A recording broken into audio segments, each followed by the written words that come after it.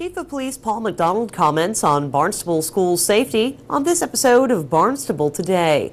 It's Tuesday, December 18th, 2012. I'm Sarah Colvin. The nation is still reeling from the tragic shootings at Sandy Hook Elementary School last Friday morning in Connecticut. School safety is certainly on everyone's minds, including our leaders here in Barnstable. Monday morning, Town Manager Tom Lynch, Superintendent of Schools Mary Chakowski, Chief of Police Paul McDonald, and others sat down to discuss school safety in Barnstable. McDonald talked with us on Barnstable this morning about that meeting and the safety of our schools. Basically, we went over all of the security systems that we have in place already, and then we had a great discussion of what else can we do, what changes should be made, or what other concerns do the principals have regarding their individual buildings. And what sort of concerns? I mean, let's talk a little bit about the security measures that are in place right now. I know yesterday when I was speaking with Superintendent Dr. Chakowski, we mentioned, of course, the commitment to the Adopt a School program as well as the buzzing system that's in place in the elementary schools. So tell me a little bit about those measures. We have a full-time school resource officer, Detective Hall. He is assigned to Barnstable High Schools on a full-time basis. That's his full-time job. We also have the Adopt a School program. We reinstituted that last January. Then over the summer, we tweaked it a little bit, and we formalized it with the chain of command, and we brought it back again in September, where every school in the town of Barnstable is covered with a police officer. And the police officer goes to those schools. We try to get them there at least once a day, spend some time with the parents, the children, and the staff to look at any concerns they might have. We also actively participate with all the schools in training. We know they participate for the fire drill training with the fire departments, but we also train with the school intruder drills, the active shooter drill, so they know exactly what to do if something like this does happen, and they know what the expectations are of the police department. Absolutely. So talk to me a little bit about some of the concerns. I think obviously as we're talking about the elementary schools, those doors are locked during the day while school is in session. The high school, a little easier to access. So talk to me if there's any concerns in terms of security over at the high school. All the schools are locked down. Once the school begins, they're all locked down except for the high school. The main door of the high school, the front door, is the only door that is accessible. But as soon as you walk in the door, you're immediately confronted by a staff member who directs you into the school administration building or wherever you might go, checks your ID. So that is almost the same thing. The superintendent is very cautious. This is a learning environment. They don't want to change it. Make it look like a jail. So the security things that we have in place now seem to be working very, very well. Absolutely. Has there been discussion at all about increasing that police presence in the schools, at least in the coming days, just to kind of give people more of a sense of security? There is. There's a police presence now starting yesterday. Will be for the foreseeable future. When schools are opening in the morning, there'll be cruisers assigned to all the schools. When the schools get out at the end of the afternoon, again, uniform presence will be there for the foreseeable future.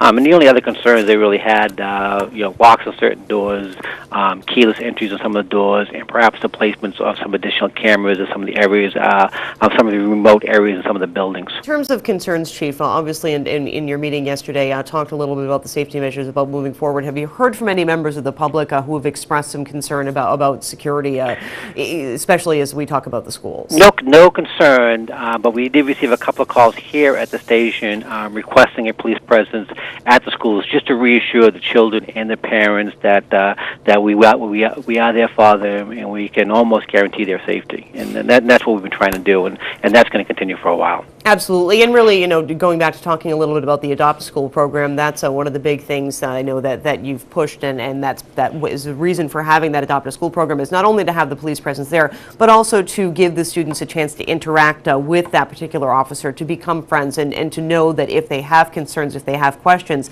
that person is there to help them. That's exactly correct. And that's why we want a uniform presence with a mock cruiser there, so they know we're there for them.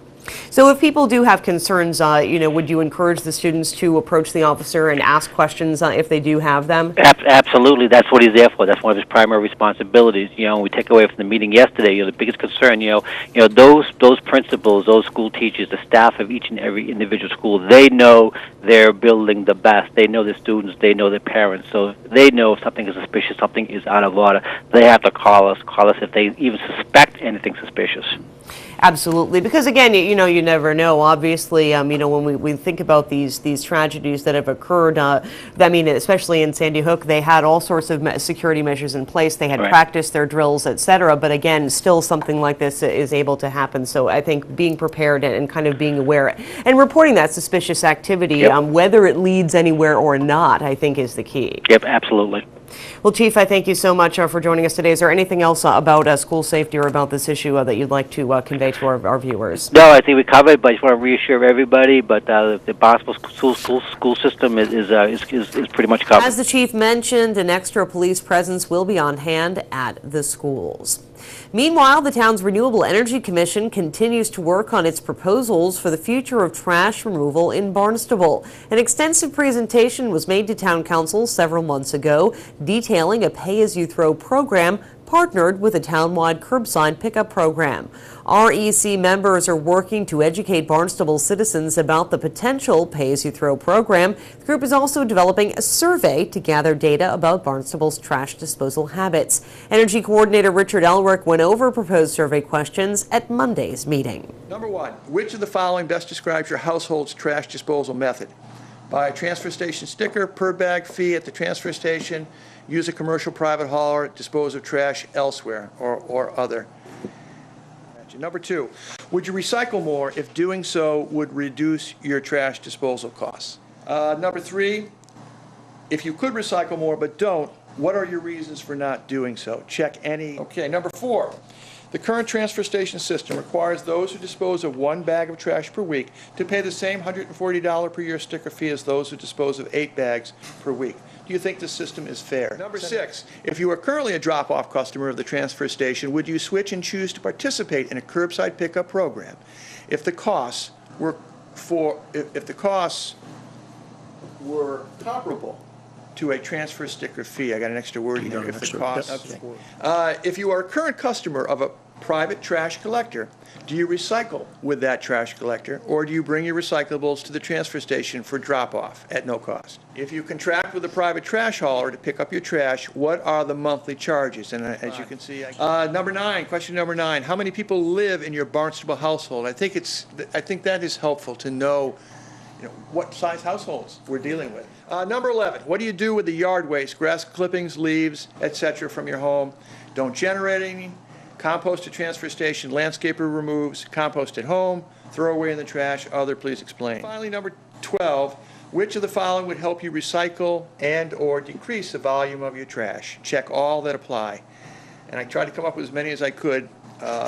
Having more recycling information, increased cost to dispose of trash, an instructional smartphone app, which somebody told me they liked, an instructional video, an informational website, an informational brochure, increased attendant oversight.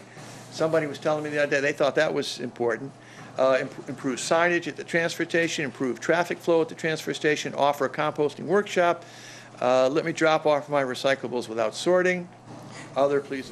Data from that survey will be used to help the REC best figure out the plan for the future. Sean DeLude, owner of trash hauling company Nauset Disposal, appeared at last night's REC meeting and offered insight about trash collection and recycling. He also asked questions to commissioners. Changes to the town's trash disposal plan are being made as the contract with Covanta Seamass is due to expire in a few short years. That'll mean higher tipping fees for town. The ultimate decision on change lies with the town council. You can watch last night's REC meeting in its entirety at town.barnstable.ma.us and keep an eye on Barnstable iForum for more details about the survey questions. With Barnstable Today, I'm Sarah Colvin.